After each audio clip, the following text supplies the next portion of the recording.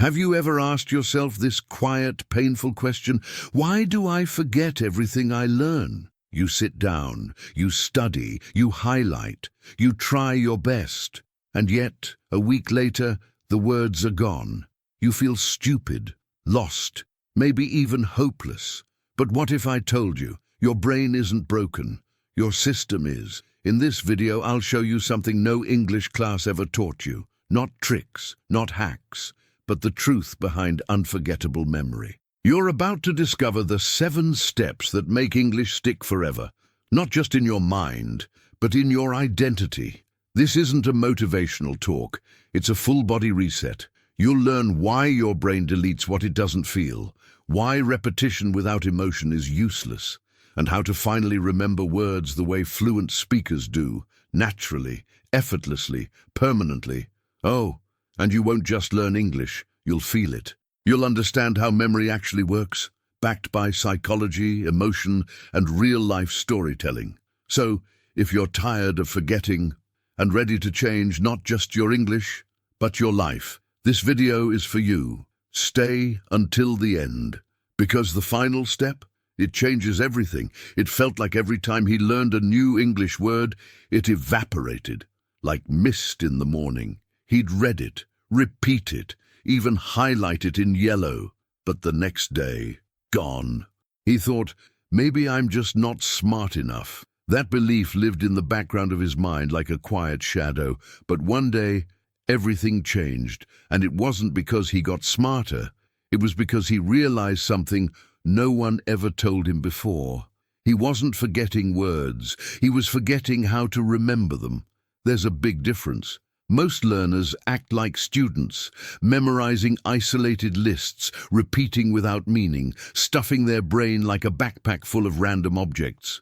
But the human brain doesn't work like that. It doesn't want flashcards. It wants connection, emotion, relevance. That was his first awakening. The problem was never memory.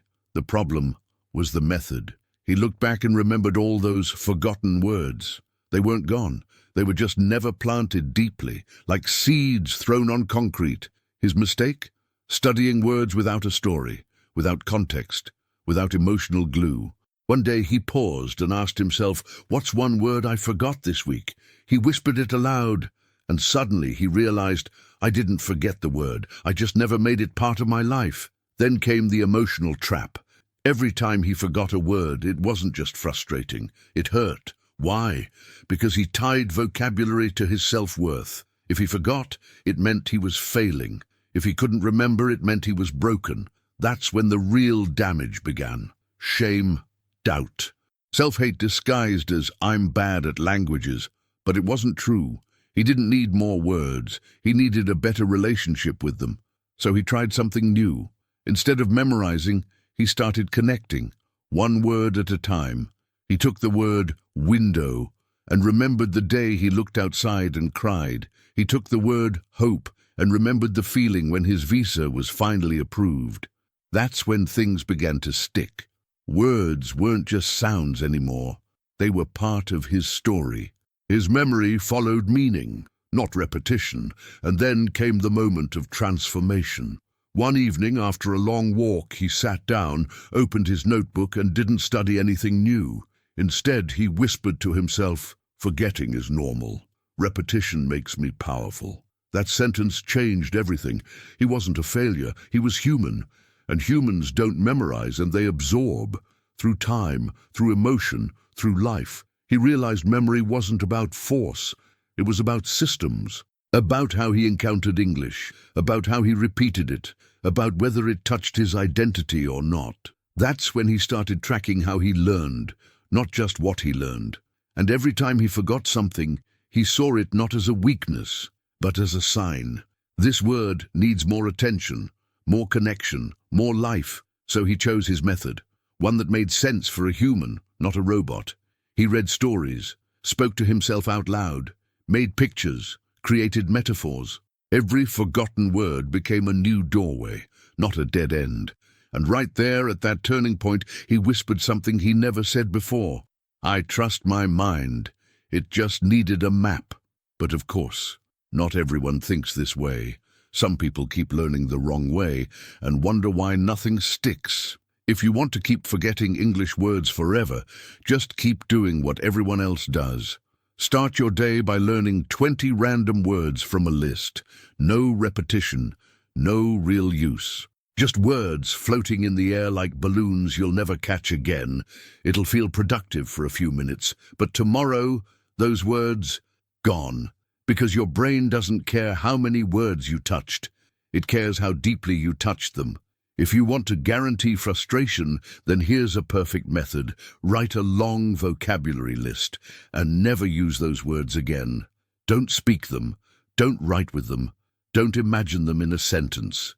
Just let them sit there like strangers at a party, awkward, silent, forgotten. You'll feel like you're studying, but really, you're just decorating your notebook. Want to fix it? Use every new word in a sentence, out loud, right now. And if you're someone who loves the illusion of progress, I have a tip. Keep highlighting words in your English books. Use 3 different colors. Make it pretty.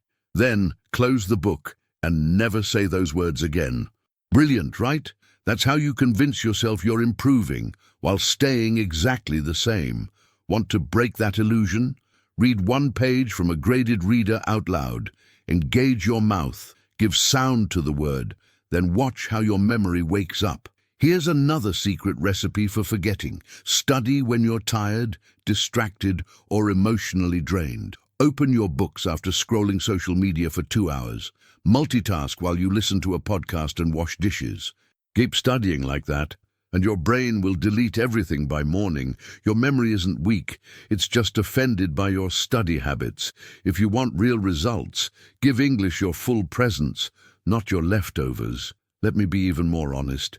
If your brain had a voice, it would probably say, "You're not learning, you're just touching information and calling it knowledge." That's how most learners fail silently.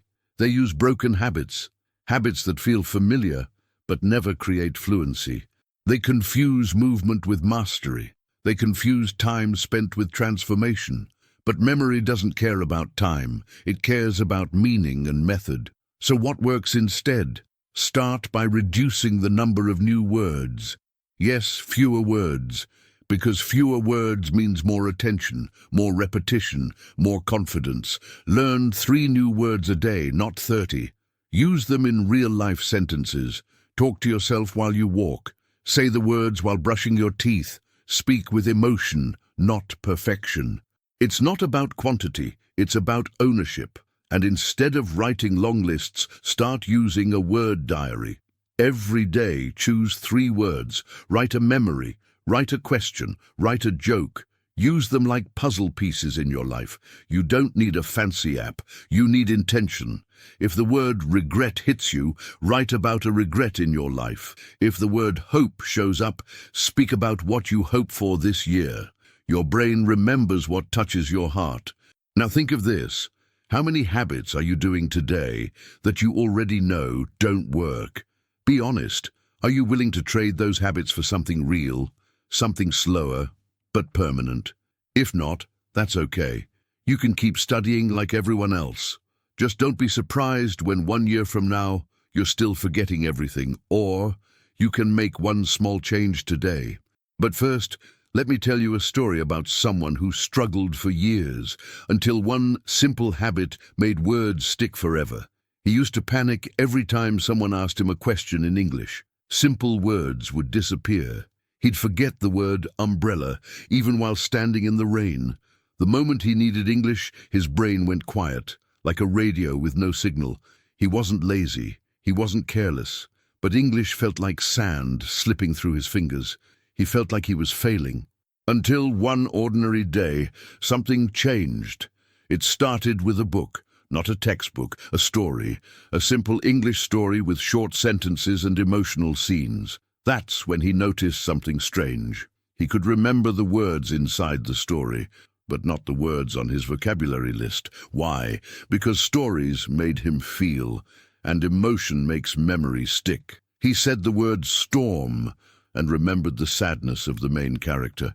That was the beginning of everything. He built a new habit. A strange, simple, powerful habit. Every word he wanted to learn had to live inside a story. No more lists, no more random apps, just words inside real moments. He started using graded readers. He read slowly with a pencil in his hand. Every word he didn't know, he connected to an emotion, a character, or an image. He stopped chasing vocabulary and started experiencing it. Then came the loop, not a circle, a memory loop. One word, repeated across multiple days, spoken in multiple situations, written in multiple emotions. For example, the word silent. He found it in a story, then used it when journaling about an argument, then repeated it during his morning walk, then spoke it in a voice message to a friend. 4 contexts, same word. That's how his memory started locking words in, forever. Soon, he wasn't trying to remember anymore.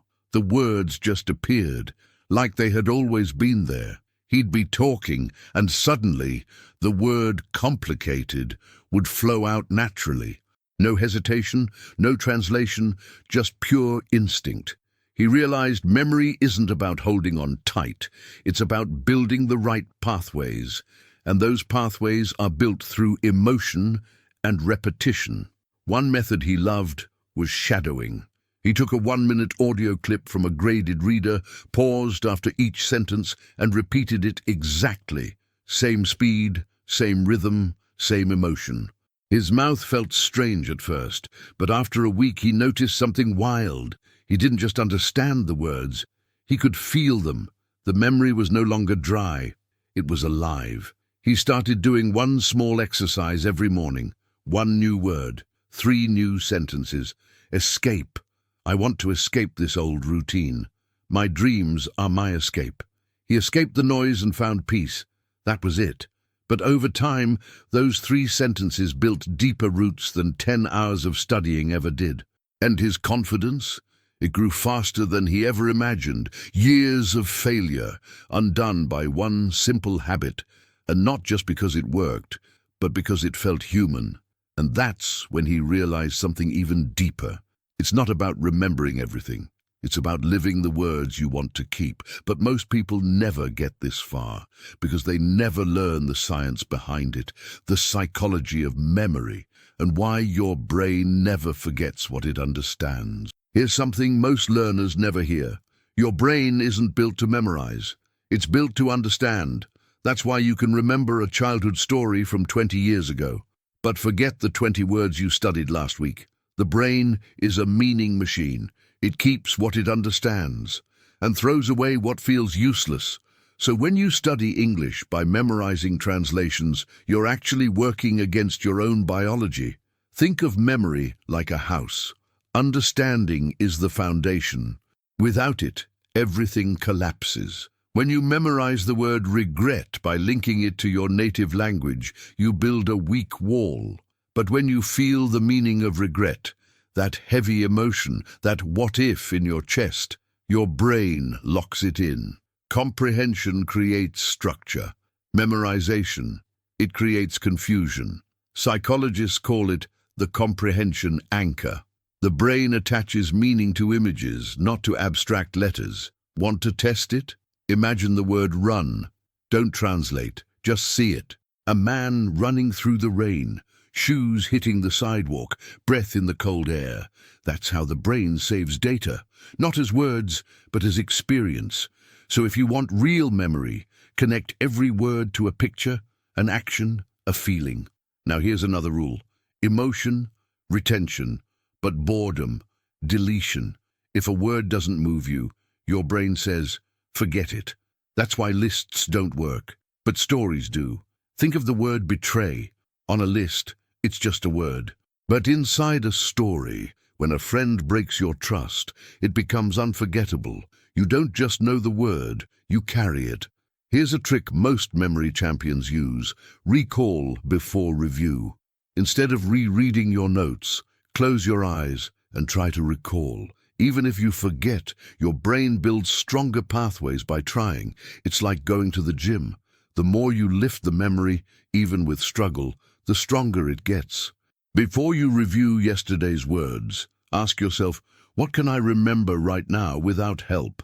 And then there's the famous forgetting curve. Most people assume they're forgetting because they're stupid. Not true. The brain simply deletes what isn't reinforced. It's not about IQ, it's about timing. You learn something on Monday. If you don't review by Tuesday, it fades. But if you review after 24 hours, then 3 days later, then 1 week later, your memory becomes bulletproof. Want to apply this today?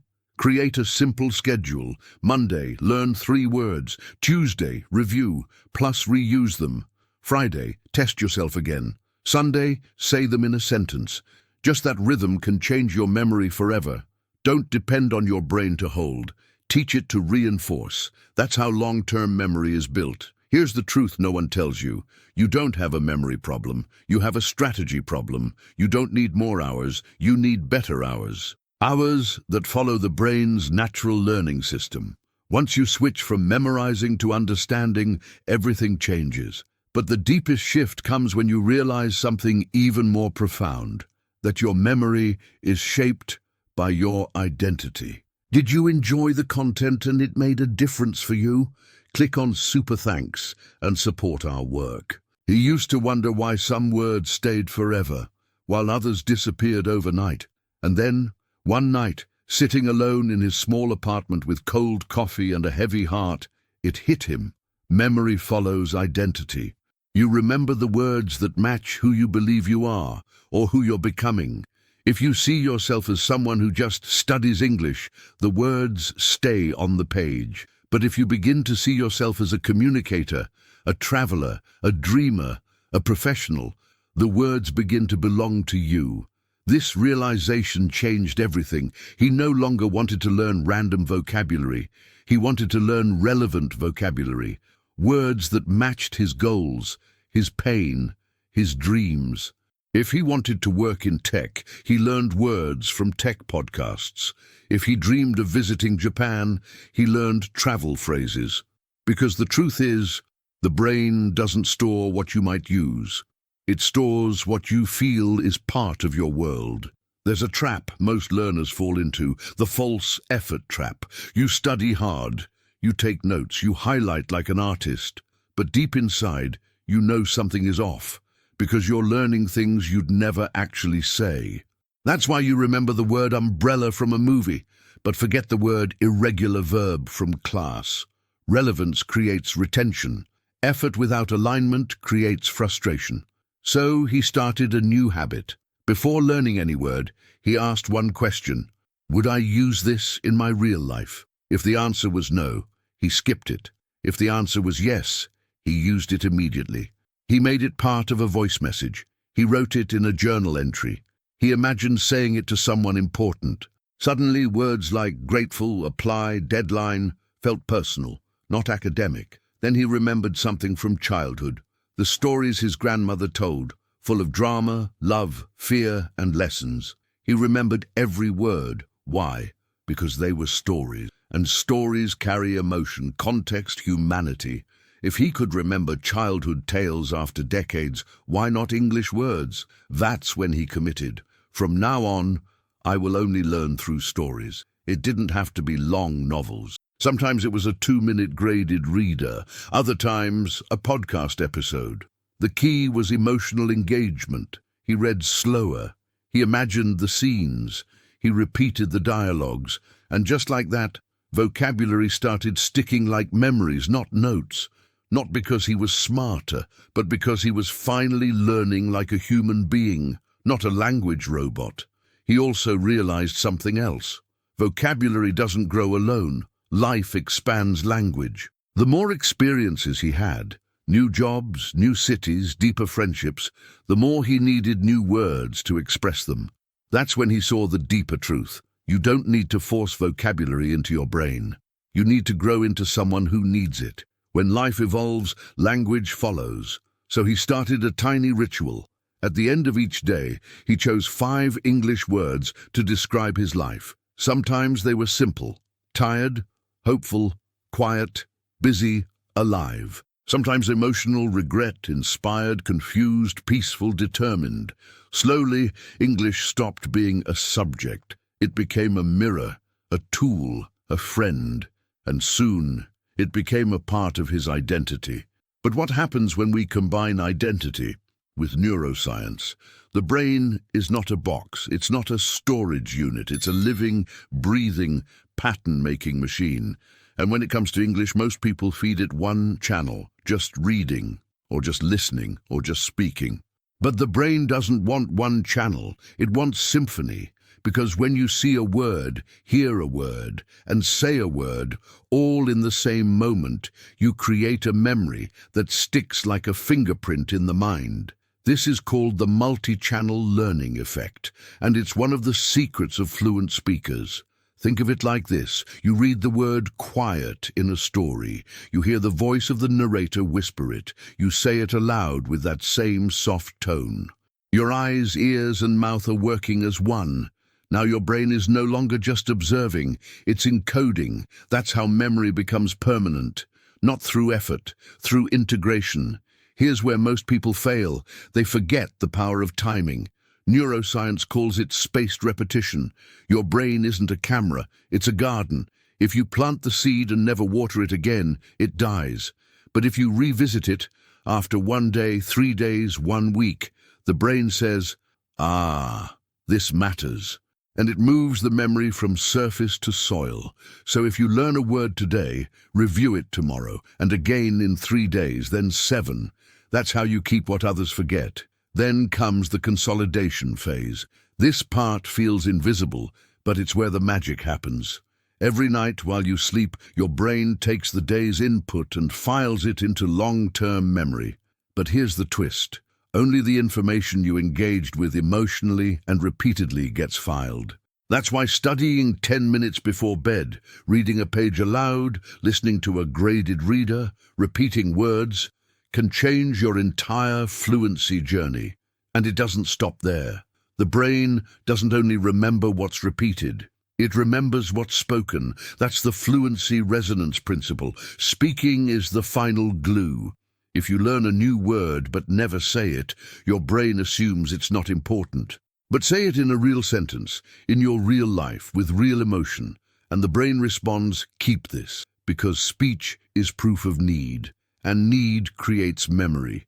Try this. Take one word you learned this week. Let's say overwhelmed.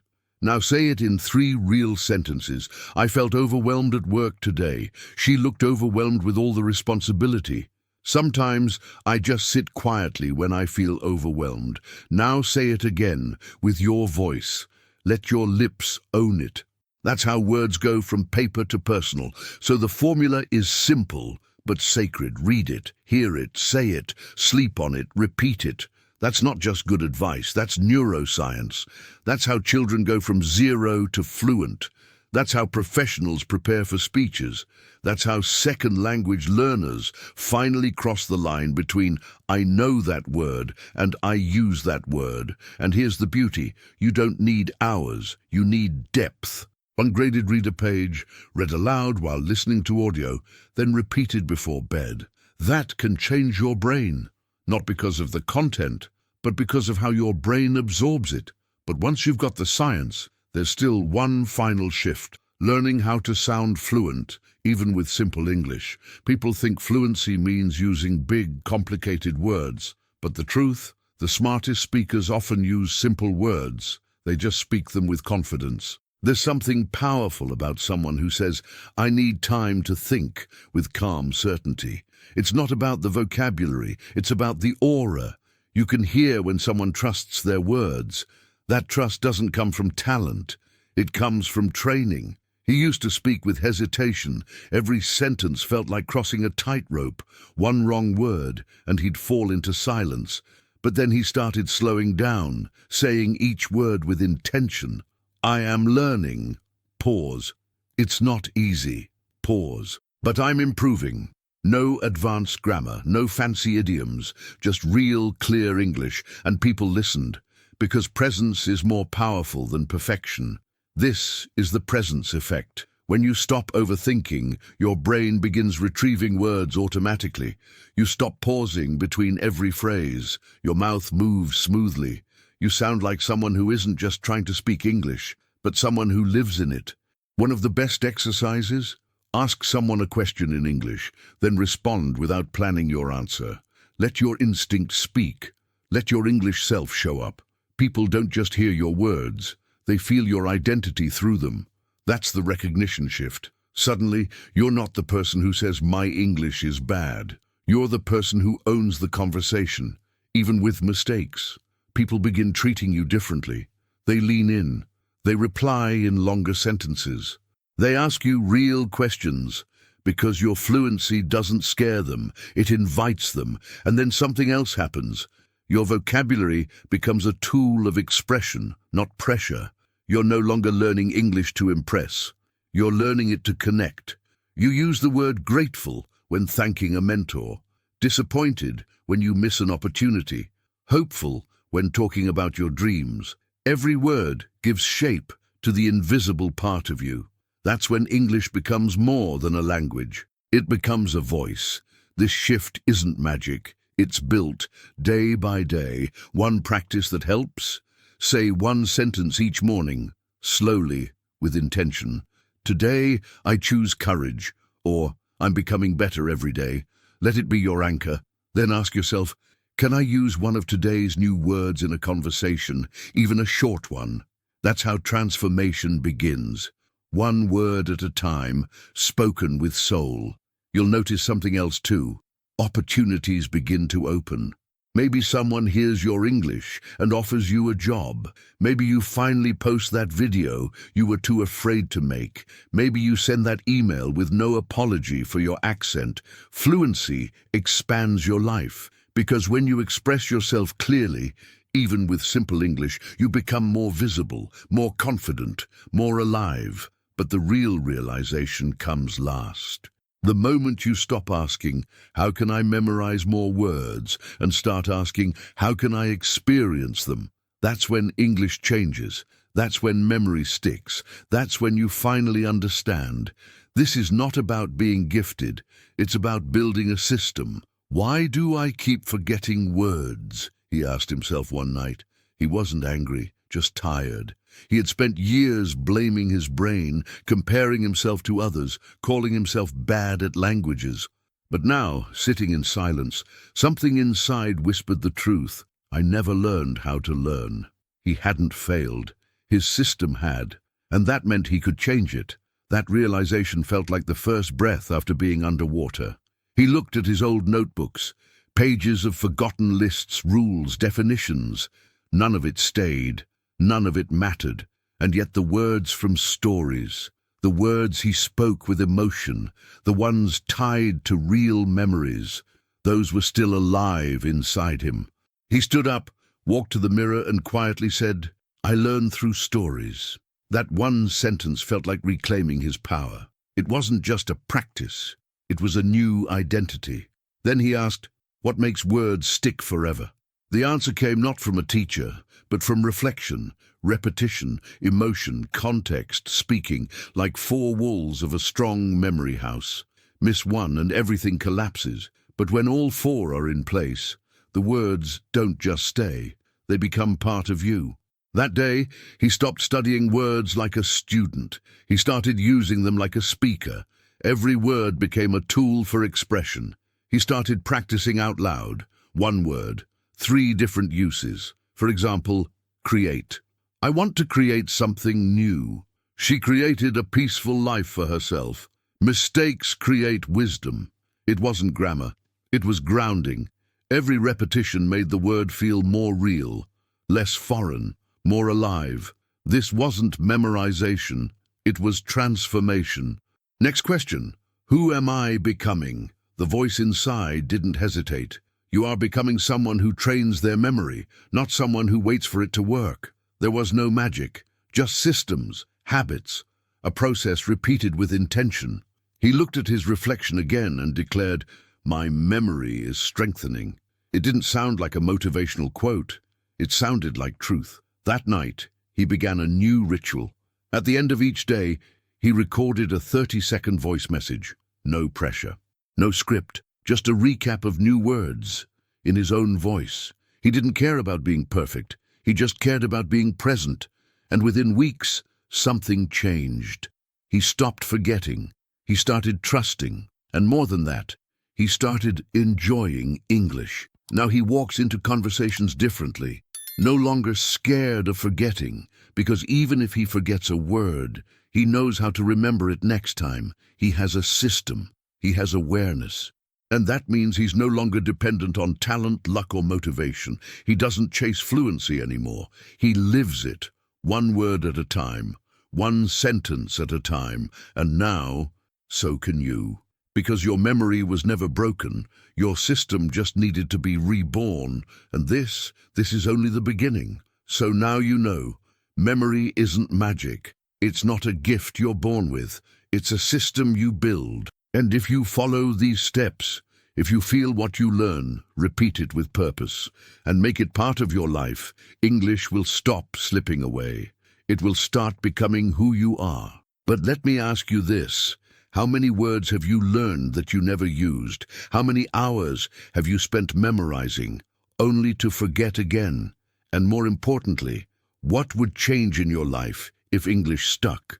Would you apply for that job, speak in that interview, travel with more freedom, or finally feel like your voice in English truly represents who you are? Because this isn't just about learning a language, it's about reclaiming your confidence, rewiring your brain, and proving to yourself that you are not the problem. You simply needed the right path. If this video touched you, if it made you reflect, shift, or see English in a new way, subscribe to the channel, like the video, leave a comment and share your story, even in simple English, and activate notifications, because this is just the beginning. Here, we don't just study English, we transform through it.